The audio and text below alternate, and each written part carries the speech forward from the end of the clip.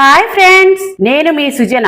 ఈ రోజు మనం చెప్పుకోబోయేది నందివర్ధనం మొక్క గురించి. సాధారణంగా కనిపించే ఈ చెట్టుని ఆయుర్వేదంలో ఎన్నో రకాల వ్యాధులకు నందివర్ధనం చెట్టును వేర్లతో సహా ఉపయోగిస్తారు. మన శరీరంపై ఎక్కడైనా దెబ్బలు తగిలినా, లేక గీరుకుపోయినా, లేక బండి మీద వెళ్లేటప్పుడు స్కిడ్ అయ్యి దెబ్బలు తగిలినా, లేక గడ్డలు లాంటివి వచ్చి అవి పగిలిన తరువాత అయినా ఒక గిన్నెలో ఒక పెద్ద గ్లాసు నీళ్లు పోసి 5 నందివర్ధనం ఆకులు తుంచివేసి స్టవ్ వెలిగించి మీడియం మంట పెట్టి ఆ గిన్నె పైన మూత పెట్టి రంగు మారే వరకు ఆ నీటిని ఉడకనివ్వాలి. ఆ నీళ్లు చల్లారాక గాయం పైన ఆ నీటిని పోసి జాగ్రత్తగా కడిగి పొడి బట్టతో తుడిచి నందివర్ధనం చెట్టు దగ్గరికి వెళ్లి ఆ చెట్టు ఆకుని తుంచితే అక్కడ పాలు వస్తాయి. వాటిని వేలితో అద్ది తీసుకుని గాయం పైన రాయాలి. ఇలా రోజు మార్చి రోజు చేసు గాయం మూసిపెట్టకుండా గాలి పారుతూ ఉంటే ఏ మందులు లేకుండా గాయం మానిపోతుంది. మా ఇంట్లో మేము ఇలానే చేశామండి.